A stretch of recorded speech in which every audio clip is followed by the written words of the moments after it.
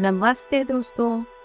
आज मैं लेके आई हूँ आपके लिए एक ऐसी कहानी जिसका शीर्षक है रसोई का बंटवारा। यह कथा है एक छोटे से गांव की जहाँ शांति और हर्ष का माहौल था। उस गांव में एक सयानी और कुशल महिला रहती थी जिसका नाम था जानकी। जानकी का एक बड़ा परिवार था जिसमें उसका बेटा रामू, बहू सीता और उसकी 3 छोटी बेटियां शामिल थीं। जानकी की रसोई पूरे गांव में मशहूर थी क्योंकि वह हर पकवान को अपने हाथों से बनाकर स्वाद में 4 चांद लगा देती थी। समय बीतता गया और जानकी अब बूढ़ी होने के कारण उसकी हालत कमजोर होती गई। उसने अपने बेटे और बहू को बुलवाकर कहा, रामू और सीता, मेरी तबीयत अब ठीक नहीं रहती, इसीलिए मैं चाहती हूँ कि आज से रसोई की जिम्मेदारी तुम दोनों संभालो। लेकिन याद रखना, इस रसोई में हमेशा प्यार और सहयोग बना रहे।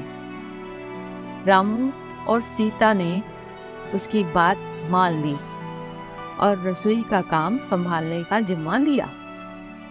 लेकिन जब रसोई का जिम्मा उनके ऊपर आया तो आपसी मतभेद शुरू हो गए। रामू चाहता था कि खाना बनाना सिर्फ उसकी जिम्मेदारी हो, जबकि सीता भी रसोई में अपना योगदान देना चाहती थी। धीरे धीरे ये मतभेद झगड़े में बदल गए और रसोई का वातावरण गर्म हो गया। इस समस्या को सुलझाने के लिए जानकी ने एक दिन दोनों को अपने पास बुलवाया और कहा, देखो बच्चों, रसोई का बंटवारा कैसे किया जा सकता है। एक रास्ता निकालना ही पड़ेगा ताकि सब कुछ शांति से चले। जानकी ने सुझाव दिया कि रसोई को 2 हिस्सों में बांटा जाए, एक हिस्सा रामू का और दूसरा हिस्सा सीता का। अगले दिन से रामू और सीता ने अपना अपना हिस्सा संभाला। रामू ने अपने हिस्से में अपने तरीके से खाना बनाना शुरू किया, जबकि सीता ने अपने हिस्से में अपनी पारंपरिक और स्वादिष्ट रेसिपीज के साथ काम शुरू किया। दोनों ने अपना अपना काम बखूबी निभाया। लेकिन कुछ ही दिनों में गांव वालों को यह महसूस हुआ कि जब जानकी के हाथों का वह पुराना स्वाद नहीं आ रहा है। रामू और सीता के बीच का संघर्ष का असर खाने के स्वाद पर पड़ने लगा था। लोग धीरे धीरे उस पुराने खाने को याद करने लगे और जानकी से उसके बारे में पूछने लगे। जानकी ने उस समस्या को समझा और एक दिन रामू और सीता को फिर से बुलवाया। उसने कहा, बच्चों, खाने का असली स्वाद प्यार, सहयोग और एकता में है।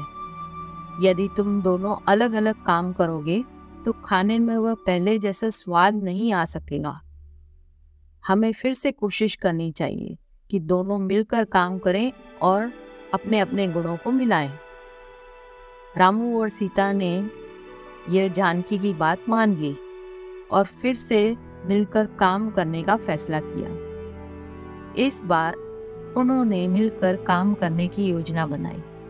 रामू ने सीता की रेसिपीज को ध्यान से सीखा और सीता ने रामू के खाना बनाने के तरीकों को समझा। दोनों ने मिलकर खाना बनाना शुरू किया और धीरे धीरे रसोई में फिर से वही पुराना स्वाद लौट आया। गांव वालों ने फिर से जानकी की रसोई के खाने की तारीफ करने लगे। इस बार रामू और सीता के बीच कोई मतभेद नहीं था। दोनों ने मिलकर काम किया और रसोई को पहले से भी अधिक शानदार बना दिया।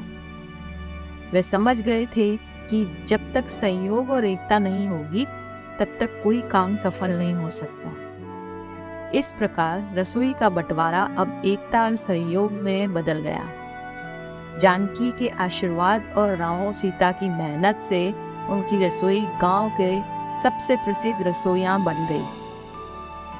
जानकी ने उन्हें यह सिखाया कि किसी भी काम में सफल होने के लिए प्यार, सहयोग और एकता बहुत महत्वपूर्ण है। उम्मीद है आपको यह कहानी पसंद आई होगी। ऐसी ही कहानियाँ सुनने के लिए जुड़े रहिए। आज के लिए धन्यवाद।